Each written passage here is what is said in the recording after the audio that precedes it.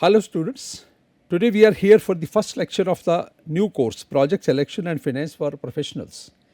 This course I am going to offer in this coming term, in the July term, and today we are here or meeting for the first time for the first lecture of this course, this new course Project Selection and Finance for the Professionals. This course may be whatever you call it as, basically it's a course on the project management, and the more emphasis would be on the project finance. We will learn about that how to generate the funds for the new projects, new investment proposals, new investment options, and how to properly manage those funds when the funds come within the organization or within the firm for the funding or for the financing of the new projects or the new investment proposals. So, we have named it as Project Selection and Finance for Professionals, but largely you can understand this is basically the project management course and more emphasis on the project finance. So, in this case when you talk about the project management or the project finance, naturally the project selection is the first important thing, and that comes as the first thing to be talked about, because we have the number of investment options available in the market, and finally we have to choose one out of the given options or maybe two out of the given options depending upon the amount of the investment available with us. So, in that case we will have to be very careful that which options to be chosen and which options to be dropped. So, number of considerations are going to be there, number of the factors have to be considered for selecting the investment option, so that it becomes a very good project, it delivers the value, it fulfills the firm's objectives. And when we talk about the projects, it can be by existing firms, right? It can be by a smaller existing organizations to broaden their base or to go for the expansion, diversification and growth. And these days as the culture of the startups is going on, so it can be by the startups also. So, when you come up, when you think of having a startup or a new venture you want to come up with, it is basically a new project. So, come what may, it may be anything, it may be the existing firm, it may be a smaller firm increasing its size, or it may be a startup. Ultimately it is an investment proposal, it is an investment option, we have to evaluate it very carefully, and ultimately the financial viability of that project has to be taken care of. So, for that purpose we will have to discuss each and everything in detail. Some people call it as the capital investment proposal, some people call it as the project proposals, some people call it as the simple investment proposals, but basically it is overall, in nutshell you call it as the overall project management. Success or failure of any project or any investment option largely depends upon that the objective with which it was set up. Has it achieved the objective? And basically because these investment options or these investment alternatives are by the business organizations.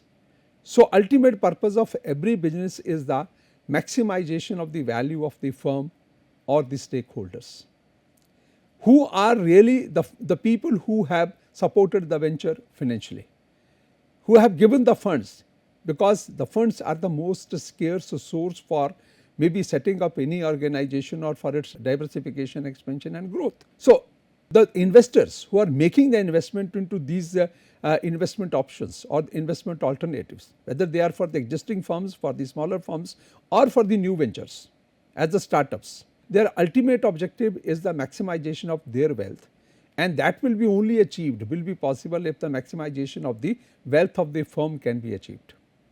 So, largely besides so many other factors, largely success of any business organization or any business firm depends upon the successful or maybe a very meticulous and clearly maybe defined project management tools and techniques. And in this overall project management, project finance or the management of the project finances plays a very critical role. So, we will learn in detail about that, right from the beginning we will go in for. When we call it as the project selection or the finance, we will begin the discussion with that how to select the investment options, maybe one or two out of the many options available, many alternatives available, many projects available, and then how to finally zero in on maybe on the one or two options, select them and then take the process forward. Because it is a very careful analysis, it is a very careful decision. And since the investment amount is going to be very large and it is going to be a long term investment, and in nature it is basically irreversible. So, if any decision goes wrong at any point of time, it means the funding agencies or maybe the promoters have to bear a big loss. So, overall project management bears the importance or maybe carries that importance, and we can understand that visualizing what is going to happen in future in advance. These are some of the qualities of the effective project managers or the managers of the firm's resources. So, we have to be very careful for selection of the new investment alternatives and managing them, and mainly managing their finances, right. So, in this case, for example, when you talk about the project or the capital investments, we talk about the importance and difficulties. Now, you understand what is the importance of the capital investment decisions, what is the importance of the project investment or the project management decisions.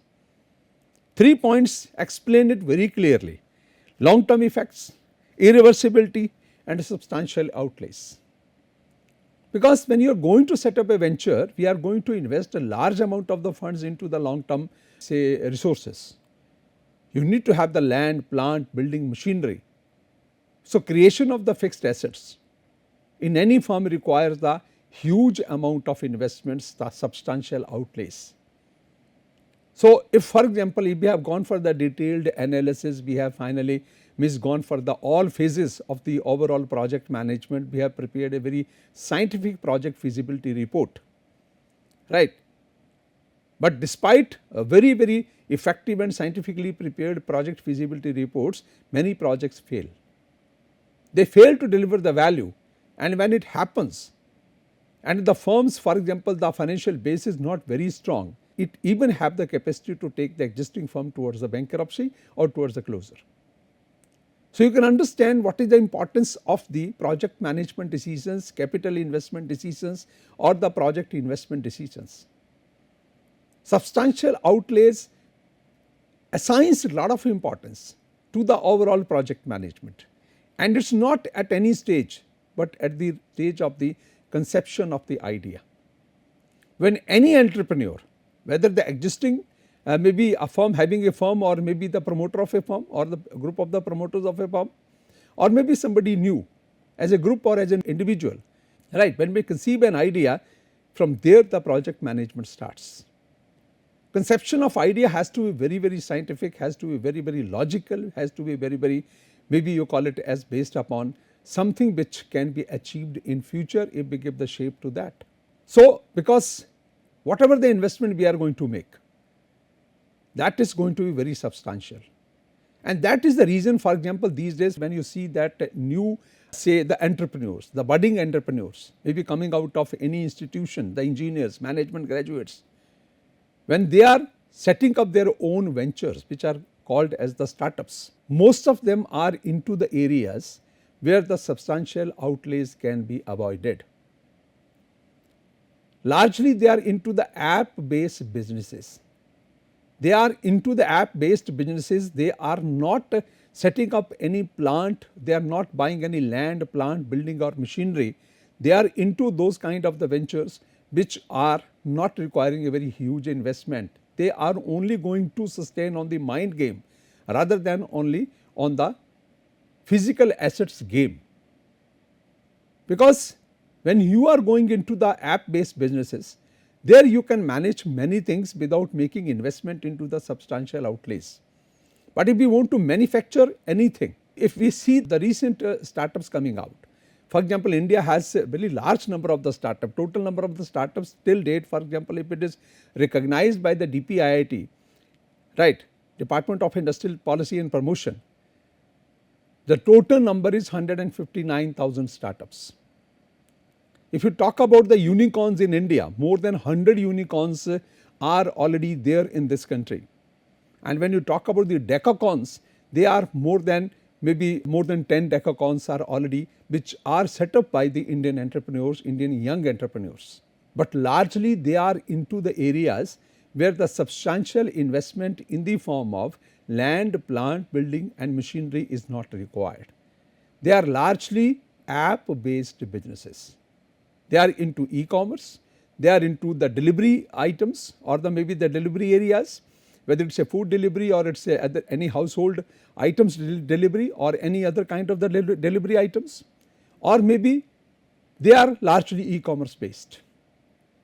So, because if it is going to be a manufacturing firm especially, the outlays is going to be quite substantial, and we have to manage that substantial outlay, and once we put in that money into the wrong hands or into the wrong investment options, then it is going to be a challenge.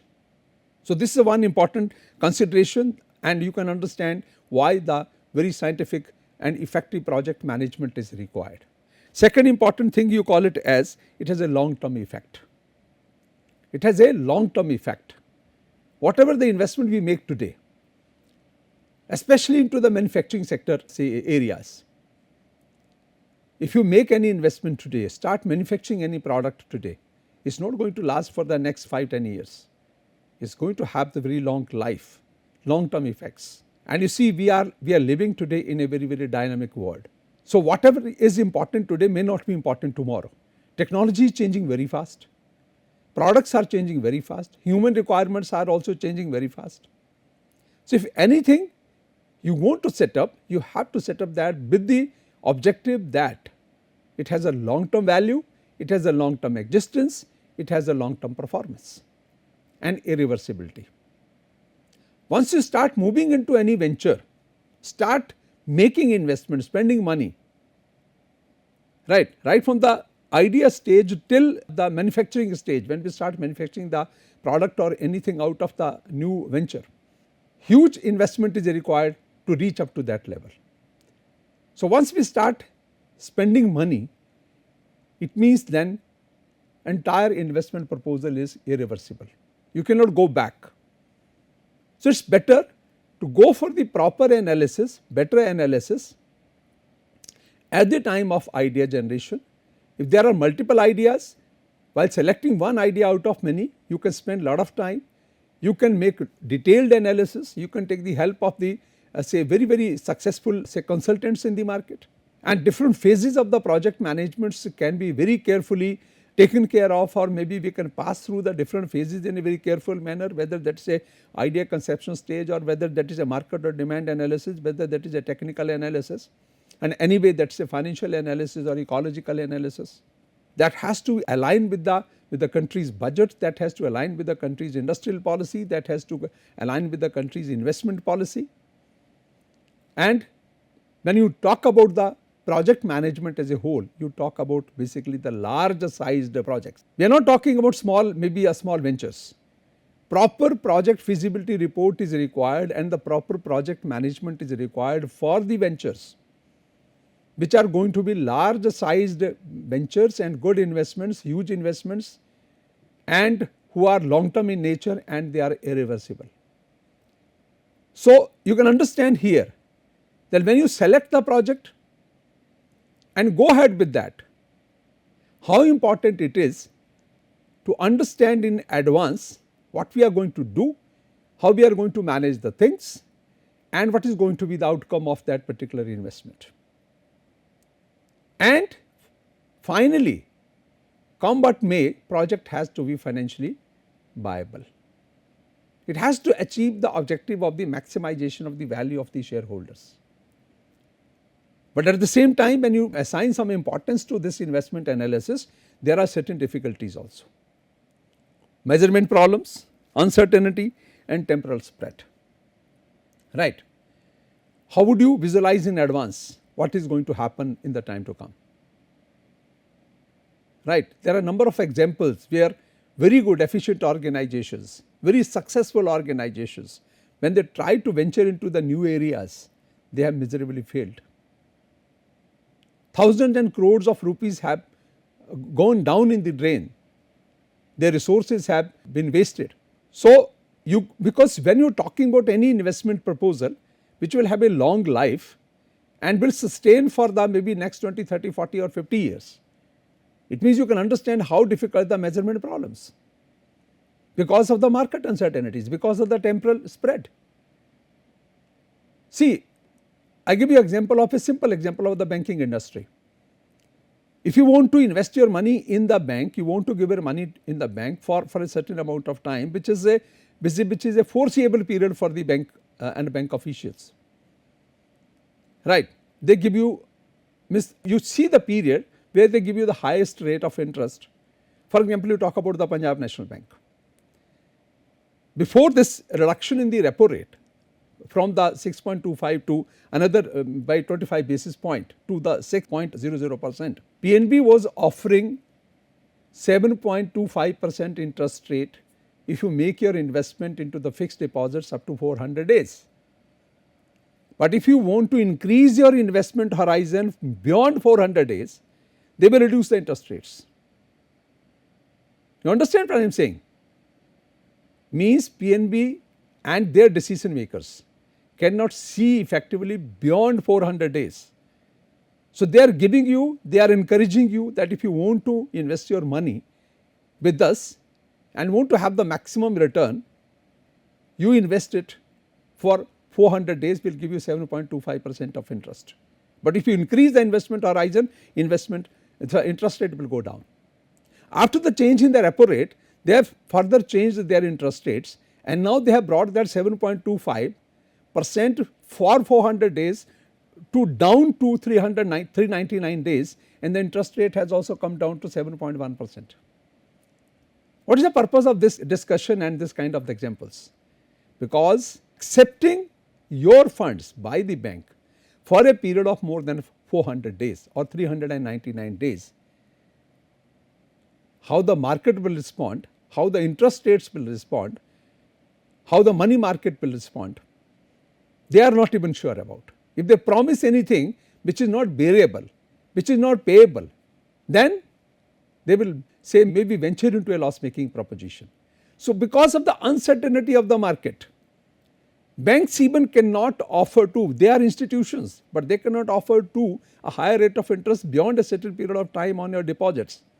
How can you think of that you will deal with uncertainty into the investment proposals, which is you are going to make for the next 20, 30 or 40 years. So, it is a very serious problem, it is a very serious difficulty that being long term in nature, being irreversible in nature, and which is surrounded by the uncertainty, long term investment proposals, if they do well, they deliver very good value, but if they fail, then it has the capacity to even to create the problem for the existing firm or the existing well established organizations. So, overall, when we talk about overall project selection and financing of the project proposals, we have to be very careful, we have to be very maybe thorough in the analysis at all the stages, at all the levels, so that no difficulty comes at any step. And at the conception stage, at the idea screening stage, at the proper analysis stage, if we need to spend the resources, we should spend, so that later on we have not to repent upon. So, you can understand what is the importance of the new projects, evaluating them carefully and selecting the new investment proposals because of the financial aspects. So, project selection and financing is a very important consideration, is a very important component of the overall project management. And if any investment proposal is financially successful, is able to deliver the value, it means our project management has been carefully done, thoroughly done, and that is the reason that it has been able to deliver the value, and the promoters were able to see or to forecast the future correctly, rightly. That is why the investment proposal has not failed. So, in this total situation, when you talk about, we will have to be very careful that when you talk about anything which you call about the long term investment, the new projects, and when they are especially into the manufacturing sector, it demands a very careful and thorough analysis.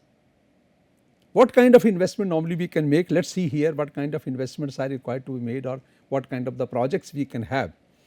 There are some kind of the mandatory investments, replacement investments, expansion investments, diversification investments, R&D investments and miscellaneous investments, or you can call them mandatory projects, replacement projects, expansion projects, diversification projects, R&D projects and miscellaneous projects.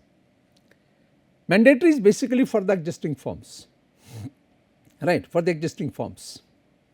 For example, say there is a firm, right, and because of that site problem or anything, you need to erect a boundary wall around that existing firm or existing manufacturing plant of any company or any place of production. So, it means you cannot avoid it. If you avoid it, if you delay it, it may cause the say loss to the existing structure, or it may erode the existing structure, it may create the problem for the existing structure. So, it has been mandated because of the circumstances, because of the say existing say location where the plant is located, right, where the plant is located or where that particular manufacturing facility is located.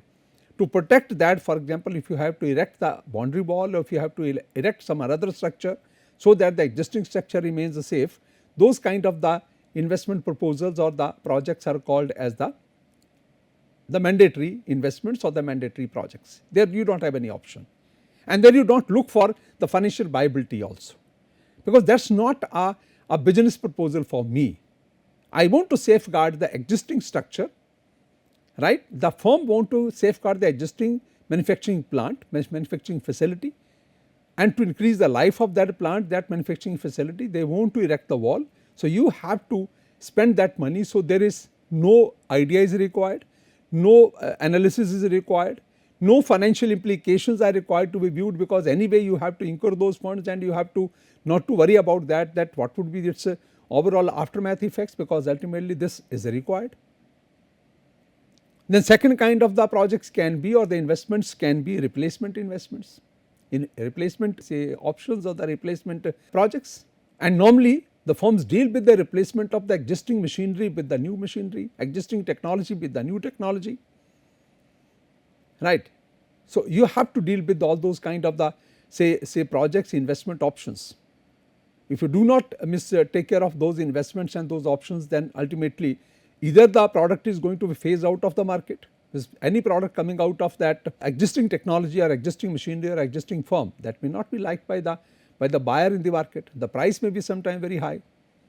So, you have to move with the time, and new competitors are coming with the new technology, new machinery, new setup. So, the products coming out of their investment could be very efficient in terms of the quality and in terms of the price. So, we also have to go for their replacement. For example, you talk about when the steel sector was opened up for the private sector participation in India in early 90s, right. So, many firms in the steel sector, in the private sector, came into existence. Before that, largely the larger market share was with the Steel Authority of India Limited, which we call it as in the short form as the SAIL, right. Larger part of the market was with the SAIL and some part was DISCO. But after the opening up of the steel sector for the private sector participation, Jindals came into existence in the steel market, Lloyd, SR, all these companies set up their steel plants. And since they came up in the mid 90s or early 90s, so their technology was different as compared to the technology of SAIL. SAIL's technology was 40 years old technology. Jindal's technology was the latest technology. So, the product coming out of the Jindal's plant and coming out of the SAIL's plant were not comparable in terms of the quality, in terms of the price. So, as a result of that, SAIL started losing the market share. It became overnight, not overnight, I would say that over the number of years, but very short period of time, it became from a profit making company, it became a sick company, it became a loss making company. It became very difficult for the sustenance of the Steel Authority of India Limited.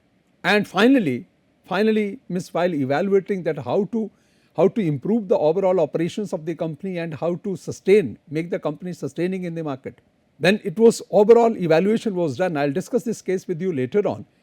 But at that time, when a consultant was appointed by the government Ministry of Steel, and they gave some recommendations, and one important recommendation was that SAIL's machinery technology is 40 years old, which needs to be immediately replaced. If you have to compete with the new firms coming up in the market, new manufacturers coming up in the market in the steel sector, you have to replace the old plants, old machinery, old technology, and you require huge amount of investment, say close to 50,000 crores at that time. So, it was a compulsory investment. If you want to sustain in the market, you have to keep on replacing your old technology with the new technology, old machinery with the new machinery, old setup with the new setup. So, there also many a times We evaluate the investment options. We evaluate that if we are going to make this much of an investment in replacing the technology, how much market share we are going to gain or we are going to save from the, say, from the new players coming into the market. So, it is a very important consideration that from time to time you have to replace the existing technology and machinery with the new one. So, that is why there is a concept of the depreciation. Why we charge the depreciation? When you talk about, when you prepare the profit and loss account, when we prepare the financial statements, we debit every year with certain amount the profit and loss account with the amount which is called as a depreciation, which is basically a fixed cost, and that depreciation fund has to be preserved, so that at the time of the replacement of the existing machinery or technology, that money which has been set aside by debiting the total sales, means the debiting the profit and loss account, making the provisions, means from the revenue coming from the sales, part of the revenue is kept reserved in the form of the depreciation through profit and loss account. That has to be properly managed, preserved, invested properly, so that at the time of the replacement requirement, that fund along with the interest is available. And if any firm which is mismanaging the depreciation fund, they are not able to replace their plant and machinery, and they are going to fail in the market in the time to come. Expansion investments, expansion projects. Naturally, we need to expand. Expansion can be horizontally, it can be vertically. You have to, if you want to become a, say, vertically integrated firm, so naturally you have to maybe start manufacturing even the raw material. It may be possible that currently we are buying the raw material from somebody and we are converting that into the finished product. But when you are expanding, you can expand now that you want to become an integrated organization, vertically integrated organization, and you will start, you will have your own raw material also, you will convert that into the finished product and you will take the product to the market. That can be one kind of. It can be the expansion in terms of the markets. Geographical expansions can also be there. For example, we are operating into the north and the, say, eastern part of the country, but now we want to move to the central India, we want to the western India, we want to move to the southern markets. It means you need more production, more plants, more productions, because you have the capabilities to serve the new markets. So, you have to expand the existing production, you have to expand the existing manufacturing facility. So, it itself is a new venture, it is a new option, and you have to properly evaluate it. How much new investment is required, how much new markets we are going to capture, how much new sales we are going to have, what is going to be the cost, what is going to be the revenue, in how many years we are going to recover the total investment. So, all those things we are going to evaluate. Similarly, we talk about the diversifications. So, we diversify from the existing products to the new products, and in the some recent past there was a trend going on that many firms who are into the maybe industrial products or who are into the, say, the manufacturing the products which are not consumer products, they were diversifying towards the consumer products, because India is a 1.4 billion people's country. We may not require cars, we may not require refrigerators, we may not require CTVs, we may not require washing machines, but we may require the food to consume. We may require the necessities of the life, not the comforts, not the luxuries. We can compromise with the comforts and luxuries, but we cannot compromise with the necessities of life, food, shelter and clothing. So, many companies sometimes they think of diversifying, because if they are not doing well in their existing division or maybe the existing form of the business, so they can diversify and they can think of that how to, say, venture into the new areas or the new businesses or new ventures. So, I will give you some relevant examples that how even the not Indian firms, but even the multinationals have also diversified toward the consumer products. So, any diversification where you find the opportunity, right, where you find the opportunity. For example, you talk about the Reliance Industries, it is a highly diversified group. On the one side they are manufacturing, or means they have this oil refineries. On the other side they are into the, say, manufacturing also, other side they are into the distribution also, otherwise they are into the e-commerce also. So, wherever they find the opportunity, they go for manufacturing, they go for refining, they go for distribution, they go for e-commerce, because ultimately your purpose as a business organization is the expansion, diversification and growth. So, as a group we need to grow, we need to expand, we need to diversify, and every stage we have to deal with the project. So, where to expand, where to diversify, where to grow, proper evaluation is must. Selection and evaluation and financing, that is very, very important. R&D investments, right. Many companies who are R&D based organizations, for example, you talk about the pharmaceutical firms, you talk about the say your paints industries or chemical industries, largely a lot of R&D is required. In the pharmaceutical industry, for example, pharmaceutical industry, when a pharmaceutical company has to invent a new molecule, new drug, as per the rough estimates, it requires a time period of minimum 10 years and 20,000 crores of the Indian rupees to find a new molecule, a new drug. So, when any company, any pharma company ventures into finding out a new molecule, new drug for curing a particular disease, isn't it a project for them? For example, they invest 5,000 crores and after that they come to know that no, it is not possible, this molecule cannot be found out or this drug cannot be formed, means their 5,000 crores have gone down in the drain. And even if they spend 20,000 crores, or you see they are very efficient, they spend 10,000 crores that they found out the molecule after 10 years. So, number one, first that arranging that 10,000 crores, properly managing that 10,000 crores, and once that molecule is developed, right, that molecule is developed, that drug is formed, then taking that drug to the market, recovering that total investment. Maybe the sunk cost cannot be recovered because there is a very huge amount that cannot be recovered by fixing up the selling price per tablet of that drug, that we have to treat it as a sunk cost. But still manufacturing expenses, distribution expenses, storage expenses, transportation expenses, everything has to be recovered, and sometime it may be possible that by the time that drug comes into the market, a competitor has already launched a new drug which is more effective than what the drug company A is coming out with after spending 10 years of time and the 20,000 crore or even 10,000 crores. So, you see how much of the investment and how much of the risk is involved. So, project management is basically the game of looking forward into the future all the times. It means you need to be a good entrepreneur, this is the first requirement, and you need to be a visionary. This is the first important requirement of being a very good project manager, very good entrepreneur, very good promoter, and you need to be a visionary. You have to have the art of looking forward into the future. If you have not got the art of looking forward into the future, if you are not visionary, what is going to happen after 5 years, 10 years down the line, then I think investing into the new proposals is not your ball game. Many startups come up and they fail also. Why? Because there is some defect either at the idea conception stage or at the market and demand analysis or at the technical analysis stage. Or maybe we have seen some of the startups failing because their financial analysis was not up to the mark.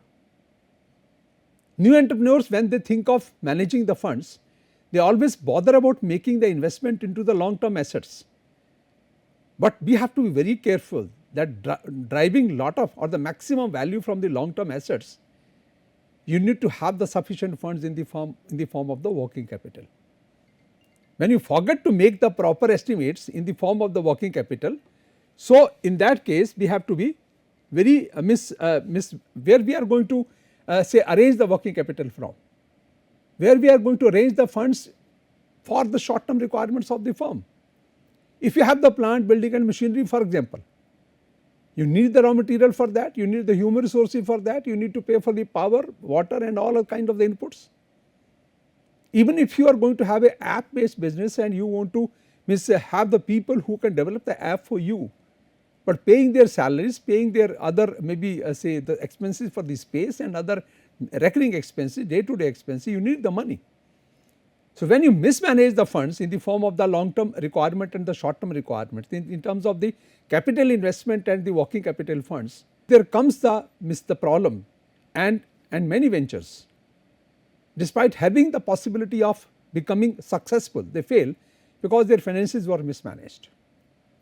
Another next type of the last type of the proposals, we can talk about the miscellaneous investments. Any kind of investment you talk about, small, big or medium. For example, we keep in this category the startups. Many startups, for example, Ola is a startup, right? OYO is a startup. Many IITs, IIMs, their graduates, or maybe from the other colleges also. Many graduates are coming up and they are setting their own ventures.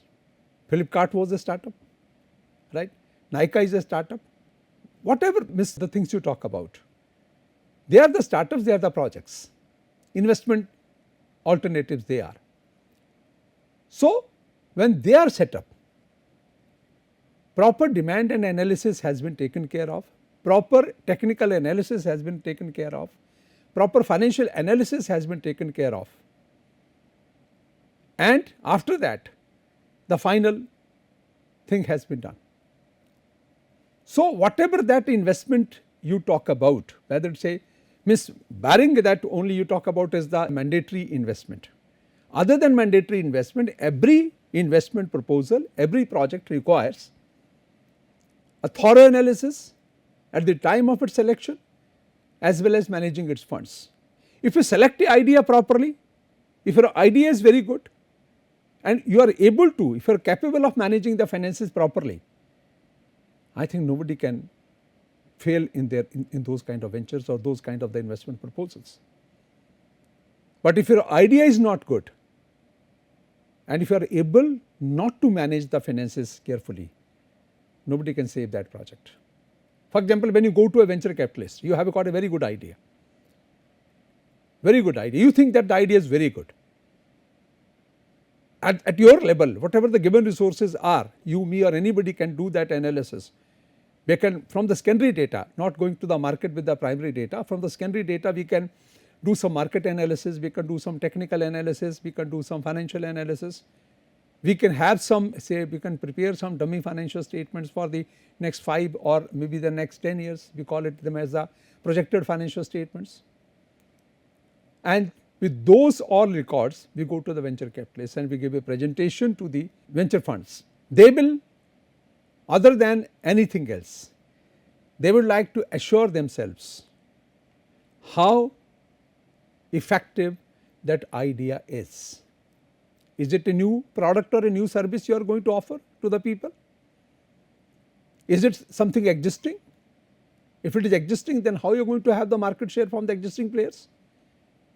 What is going to be your USP which is going to compel the people to replace the existing supplier with the new supplier, and that is you. Now think about a company like a Reliance, a group which is about 50 years old group, which outsmarted a 200 years old Tata group. When they came out with the Jio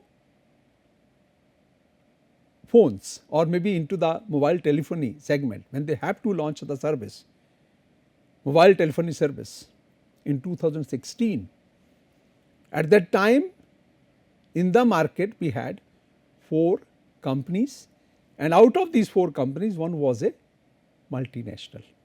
We had Airtel, the leader of the market, we had BSNL, government supported organization, we had Idea, and we had Vodafone, UK based company. And Reliance itself is a very strong, having a very strong presence in the Indian market. Despite that, when they had to move into the mobile telephony market, they have to give the services, they have to give something new, something different to the subscribers or potential subscribers. And as a result of that, right, to move into that market, to capture the larger market share, they had to give their services free of cost for a period of 6 months. Who has the capability of giving that kind of the offerings to the people, that you leave your existing supplier and come to me? Can a startup give? Or can any firm with not very strong financial base, can they give this kind of the options to the people? You have to give something unique to the people so that they become the former buyers of the existing firms and they become current buyer of yours. So, overall we have to be very careful that while selecting the investment options, alternatives, number 1 is the idea, Second thing is the financial analysis. Rest of the things can be taken care of. So, it means to arrive at the say appropriate amount of finances, your other analysis have to be very effective. Your market analysis has to be very effective, your technical analysis has to be very effective, and there should not be any kind of the ecological hurdles. Environmental effects or environmental losses, otherwise this kind of the ventures may not be allowed if it is a manufacturing sector unit. So, different type of investment options are available in the market, and our smartness is selecting the most viable idea and with the minimum of investment which can become the very successful venture tomorrow. So, with these words I will stop here for this particular discussion, and from here we will pick up in the next class. Till then, thank you very much.